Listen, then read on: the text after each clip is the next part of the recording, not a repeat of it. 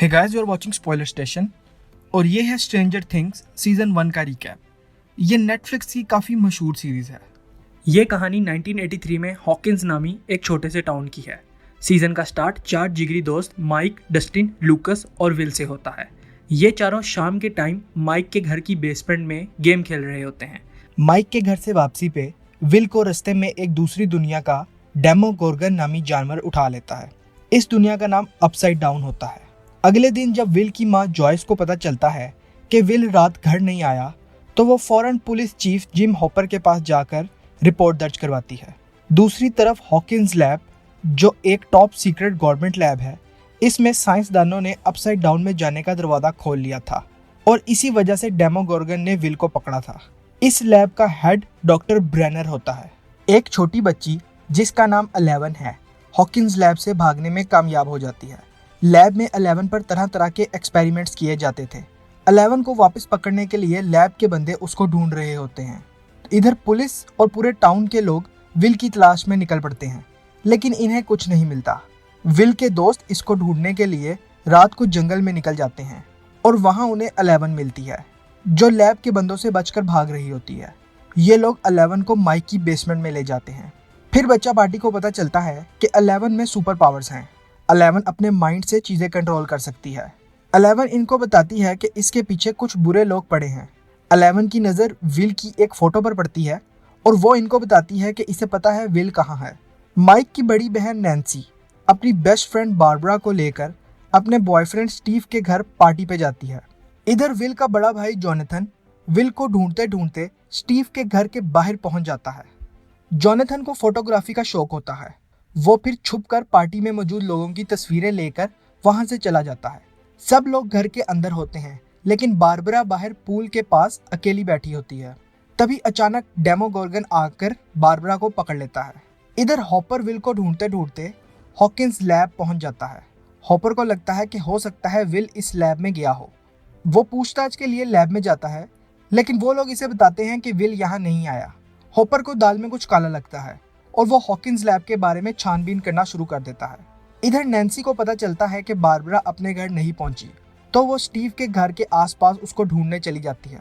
वहां उसे डेमोगोर्गन नजर आता है, लेकिन पलक झपकते ही वो गायब हो जाता है। जॉयस को लगता है कि विल लाइट्स के जरिए उससे बात करने की कोशिश कर रहा है। जॉयस अपने पूरे घर को लाइटों से भर देती है। वो दीवार पर ABC लिखती है और हर वर्ड के ऊपर एक लाइट लगा देती है। विल लाइट के जरिए जॉयस को बताता है कि वो जिंदा है। अब जरा मैं आप लोगों को समझा देता हूँ कि असल में अपसाइड डाउन है क्या। अपसाइड डाउन एक दूसरी डायमेंशन है, यानी कि दूसरी दुनिया। ये सेम हमारी दुनिया की तरह है, लेकिन यहाँ पर अंधेरा ही अंधेरा होता है और यहाँ डेमोगोर्गन रहता है। जब जॉयस विल से बात करने की कोशिश कर रही होती है, तो अचानक दीवार से डेमोगोर्गन निकलता है। जॉयस वहां से भाग जाती है। जब डॉक्टर ब्रेनर को पता चलता है कि विल को डेमोगोर्गन अपनी दुनिया में ले गया है, तो वो इस बात को छुपाने के लिए विल की नकली लाश बनाता है और पानी में फेंक देता है, ताकि लोग समझें कि विल मर गया है। और ऐसा ही होता है।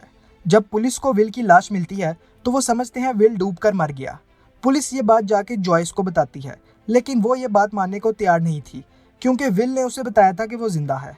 वो पुलिस को बताती है कि एक अजीब से जानवर ने उस पर हमला करने की कोशिश की थी, लेकिन कोई इसकी बात नहीं मानता। बच्चा पार्टी को जब ये बात पता चलती है, तो वो भी यही समझते हैं कि विल मर गया है। लेकिन फिर 11 अपनी पावर्स यूज करके एक रेडियो फोन के जरिए इनको विल की आवाज सुनाती है। 11 फिर बच्चा पार्टी को समझाती है कि विल अपसाइड डाउन में है। चीफ हॉपर को शक था कि हॉकिंस लैब का विल के गायब होने से कुछ लेना देना है। वो जाकर विल की लाश चेक करता है, तो वो जाली निकलती है। फिर हॉपर चोरी छुपे हॉकिंस लैब में घुस जाता है और वहां पर उसे अपसाइड डाउन का दरवाजा मिलता है। लेकिन डॉक्टर ब्रेनर के बंदे हॉपर को पकड़ लेते हैं और इसे बेहोश करके वापस उसी के घर छोड़ आते हैं। हॉपर होश में आने के फौरन बाद जॉयस के पास जाता है और इसको बताता है कि तुम सही कह रही थी, वो विल की लाश नहीं है। बच्चा पार्टी 11 से अपसाइड डाउन के दरवाजे का पूछते हैं, लेकिन वो इनको कुछ नहीं बताती। इनको 11 पर गुस्सा आ जाता है, जिसकी वजह से 11 वहां से भाग जाती है। नैन्सी को जोनाथन की खींची हुई फोटोज में बारबरा की फोटो नजर आती है, जिसमें उसे डेमोगोर्गन दिखाई देता है। वो जोनाथन को बताती है कि उसने ये जानवर जंगल में देखा था। तभी जोनाथन को याद आता है कि उसकी माँ जॉयस भी कोई जानवर के बारे में बात कर रही थी। जोनाथन और नैन्सी फिर जंगल में बारबरा को ढूंढने चले जाते हैं। वहाँ पर नैन्सी को अपसाइड डाउन का एक छोटा सा दरवाज़ा मिलता है और वो उसके अंदर चली जाती है। अंदर उसे डेमोगोर्गन मिलता है। वो नैन्सी के पीछे पड़ जाता है, लेकिन जोनाथन की मदद से नैन्सी अपसाइड डाउन से बाहर आ जाती है। जॉयस और हॉपर टेरी आइव्स नामी एक औरत से मिलने जाते हैं। टेरी आइव्स ने डॉक्टर ब्रेनर पर कुछ साल पहले अपनी बेटी को अगवा करने का केस किया था, लेकिन अब टेरी पागल हो चुकी है। जी हाँ, वो बेटी 11 थी।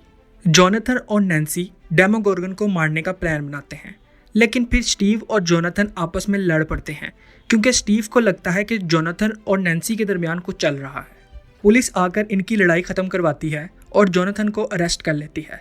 जब ये खबर जॉयस और हॉपर तक पहुंचती है तो वो फ़ौरन पुलिस स्टेशन आते हैं। हॉपर को जोनाथन की गाड़ी में से काफ़ी ज़्यादा असला मिलता है जो उसने डेमोगोर्गन को मारने के लिए रखा था। फिर नैन्सी और जोनाथन हॉपर को सब कुछ सच सच बता देते हैं। इधर बच्चा पार्टी 11 को ढूंढने निकल जाती है। जब 11 इनको मिलती है तो वो इनको बताती है कि अपसाइड डाउन का दरवाज़ा उसी ने गलती से खोला था और वो दरवाज़ा हॉकिंस लैब के अंदर है। तभी वहाँ पर डॉक्टर ब्रेनर और उसके बंदे आ जाते हैं। बच्चा पार्टी 11 को लेके वहाँ से भाग जाते हैं और कबाड़ खाने में एक पुरानी बस के अंदर छुप जाते हैं। जब हॉपर को पता चलता है कि डॉक्टर ब्रेनर माइक और उसके दोस्तों के पीछे पड़ा है तो वो जाकर बच्चा पार्टी को बचा लेता है। बच्चा पार्टी और 11 फिर सबको अपसाइड डाउन और हॉकिंस लैब के बारे में बताते हैं। जॉयस अपसाइड डाउन के अंदर विल से राब्ता करने के लिए 11 से कहती है, लेकिन 11 ने अपनी सारी पावर ब्रेनर के बंदों से बचने के लिए यूज़ कर ली थी। 11 फिर इनको बताती है कि पानी के अंदर उसकी पावर्स इंक्रीज हो जाती हैं। फिर सब 11 को स्कूल ले जाते हैं और यहाँ पर उसको एक बड़े टब में डाल देते हैं।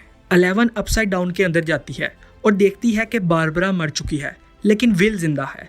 11 विल को उसकी माँ का पैगाम देती है कि वो उसे बचाने आ रही है।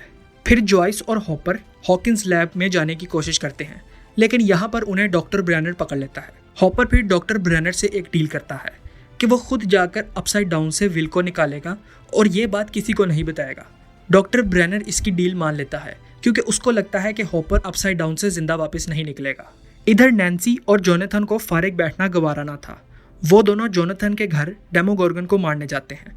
वो पूरे घर में जाल बिछा देते हैं। फिर वो ज़मीन पर अपना थोड़ा सा खून गिराते हैं ताकि डेमोगोर्गन आकर इनके जाल में फंस जाए। तभी स्टीव वहाँ पर जोनाथन से माफ़ी मांगने आ जाता है। ये लोग स्टीव को वहाँ से जाने का कहते हैं, लेकिन वहाँ डेमोगोर्गन आ जाता है। फिर तीनों मिलकर डेमोगोर्गन से लड़ते हैं और डेमोगोर्गन इनके जाल में फंस जाता है। डेमोगोर्गन काफ़ी जख्मी हो जाता है और वहाँ से भाग जाता है। डेमोगोर्गन की गैर मौजूदगी का फ़ायदा उठाकर जॉयस और हॉपर विल को अपसाइड डाउन से बचा लेते हैं और वहाँ से निकल जाते हैं। इधर बच्चा पार्टी स्कूल में अकेली होती है। तभी वहाँ पर डॉक्टर ब्रेनर अपनी टीम के साथ 11 को पकड़ने आ जाता है। 11 एक दो बंदों को मारने में कामयाब हो जाती है, लेकिन फिर वो थक जाती है और ब्रेनर उसको पकड़ लेता है। मरे हुए बंदों का खून सूंघकर डेमोगोर्गन वहाँ आ जाता है। बच्चा पार्टी 11 को लेके एक कमरे में छुप जाती है। डेमोगोर्गन डॉक्टर ब्रेनर समेत सबको मार देता है। फिर वो बच्चा पार्टी को मारने आता है, लेकिन 11 अपनी पूरी जान लगा के डेमोगोर्गन को मार देती है, लेकिन साथ ही साथ वो खुद भी यहाँ से गायब हो जाती है। अब इस बात को 1 महीना गुजर चुका है और विल बिल्कुल ठीक हो चुका है।